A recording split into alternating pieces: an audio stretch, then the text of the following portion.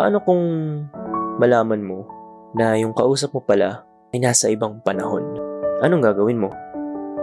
Ako si Ellie Montoya, 27 years old, isang architect sa taong 2025. Lumipat ako sa isang apartment sa Manila upang magsimula muli. Ngunit sa loob ng aking bagong tahanan, isang rotary phone ang nag-connect sa akin sa isang babae na hindi ko inaakala na bahagi pala ng aking kapalaran. Siya si Celeste Navarro, 25 years old, isang mamamahayag sa taong 1898 na matapang sa paghahanap ng katotohanan. 2 months na rin akong nakalipat dito. Mukha man luma, pero pwede naman pagtiyagaan. Sente naman na to para sa solo living na kagaya ko. Kung i-describe ko ay may isang malaking cabinet, higaan at study table para sa isang tao. Sa gilid nito ay may isang lumang rotary phone. Yung bilog na iniikot na sa telepono para makatawag ka. Medyo mahirap i-explain eh. Basta alam ko nakakita na kayo nun sa mga palabas. Hindi ko alam kung gumagana pa ba yun. Pero hindi na sumagi sa isip ko na gamitin yun. Kasi sino naman tatawagan ko dyan? Mamaya multo pa makausap ko. Hanggang sa isang gabi, alas 12 ng madaling araw, bigla itong tumunog. Napahawak ako sa cellphone ko sa pag-aakala na dun galing yung tunog. Pero nung chinek ko, wala namang tumatawag sa akin. Hinanap ko yung tunog at nung napalingon ako sa rotary phone, dun ko napagtanto na doon pala galing yung tunog. Ang bihira, magana pala yun. Ano to? Sino naman sa panahon na to ang gumagamit pa ng rotary phone at tatawag ng 10 oras ng gabi? Hello? Sino to? Sino to? Ako dapat ang magtanong yan. Ikaw ang tumawag sa akin. Ha? Di ako tumawag. Ikaw ang nasa caller ID ko. Caller? Oo. Caller ID. Sa'yo nang galing ang tawag. Bigla na lang tumunog ang telepono ko rito. Napaka-formal mo naman magsalita. Lumang telepono. Landline ba yan? Oo, teleponong rotaryo to. Nagulat ako sa sinabi niya. Rotary phone? Sino pa bang gumagamit ng ganun ngayon? Wait, rotary phone? Yan ba yung iniikot para pumili ng numero? Oo? Bakit parang gulat na gulat ka? Tagal na ng phone na yan ah. Gumagana pa ba yan? Ngayon ko lang nasubukan paganahin ito. Akala ko nga ay sira na. Pero biglang tumunog. Tapos ikaw ang nasa kabilang linya. Napatingin ako sa paligid ng apartment ko. Tahimik. Walang kahit anong kakaiba. Maliban sa tawag na to. Sumilip ako sa bintana. Buhay pa naman ako, no? Saan mo ba nakuha yung telephone na yan? Telephone? Ang sinasabi mo ba ay telepono? Oo, basta. Yung telepono mo o ano man tawag mo. Nandito na to sa gusali na tinitirahan ko. Gusali ng Santa Lucia sa Maynila. Ano? Bakit? May problema ba? Ulitin mo nga yung address na sinabi mo. Gusali ng Santa Lucia sa Maynila. Huwag mong sabihin sa akin nasa Unit 304 ka rin. Paano mo nalaman? Ha? Paano? Ako rin nasa Unit 304, Santa Lucia Apartments dito sa Maynila. Ba, napatingin ako sa paligid. Paano kami parehong nasa Unit 304 pero hindi namin nakikita ang isa't isa? Prank ba to? Baka nagkakamali ka lang. Imposible. 2 buwan na ako nakatira rito.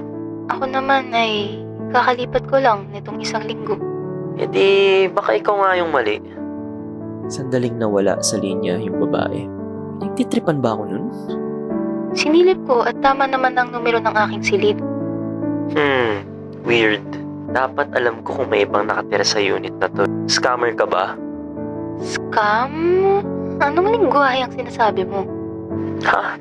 Lingwahe yung pinagsasabi mo. Baka naman nampaprank ka lang. Hindi ko alam ang iyong mga pinagsasabi. Napatahimik kami. Sa palagay ko, pareho naming alam na may mali. Pero di namin alam kung ano. Teka, ano muna pangalan mo? At bakit? Bakit ko naman ibibigay ang aking pangalan?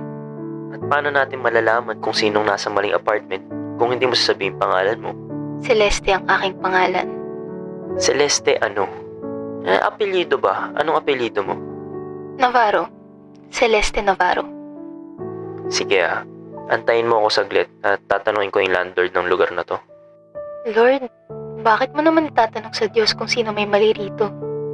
Basta, dyan ka na lang muna ha. Huwag mo muna ibababa yung telepono. Hinold ko muna ang aming call ni Celeste para katukin yung may-ari ng building kung may nakatira bang Celeste sa building namin. Magandang umaga po.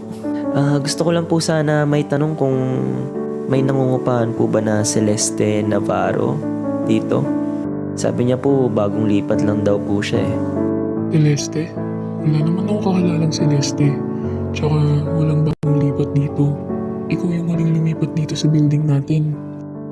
Sabi niya raw po kasi nasa unit 304 daw po siya. Saan mo ba siya nakausap?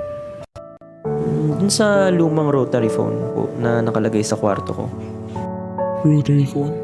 Wala akong maalalang may nakalagay na ganun dun. Pero siguro naiwan niya ng mga huling gumamit ng unit mo. Ganun po ba? Sige po. Baka nagkamali lang po siya ng tinawagan. Sige, iyo. Huwag ka magpapapasok ng mga hindi mo kilala ha. Opo. Sige po. Salamat po. Weird naman nun. Baka siguro nang loloko lang o baka walang magawa yung babaeng yun. Uy, nandiyan ka pa? Oo, nandito pa ako. Bakit? Ang sabi ng may-ari ng building, wala naman daw bagong lipat ngayong buwan. Iba ba ang aking nakausap tungkol sa paglipat ko dito? wait nga. Sure ka bang nasa unit 304 ka? Oo nga. Nandito ako ngayon, nakaupo sa upuan. At merong malaking bintana sa kanan. Kahoy naman yung sahig. Tapos may lumang mesa malapit sa pinto. Nung sinabi niya yun sa akin, tumayo yung mga balahibo ko. At habang kinakwento ko to sa inyo hanggang ngayon, hindi pa rin ako makapaniwala sa mga sinasabi niya. Ganun din dito eh. Ha? Paano naman nangyari yun? Meron pa pala. May lumang orasan ba sa dingding mo? Yung bilog tapos kulay ginto ang kwadro. Meron. Nandito sa ibabaw ng aparador. Lalong lumakas yung kabog ng dibdib ko. Hindi ito coincidence. May nangyayari hindi namin maintindihan. Okay. Anong kulay ng pinto mo? Kulay kayo manggi. Medyo luma na rin yung pintura. Ganun din dito. Wait. May kalendaryo ka ba dyan? Meron naman. Bakit? Anong petsa dyan sa kalendaryo nyo? 27 ng Marso. I mean, taon. Anong taon kayo dyan? 1,878. Bakit? Sa inyo ba hindi 27 ng Marso? Baka nasa kabilang mundo ka. March 27 din sa akin. Oh, parehas lang naman pala eh. Oh, no.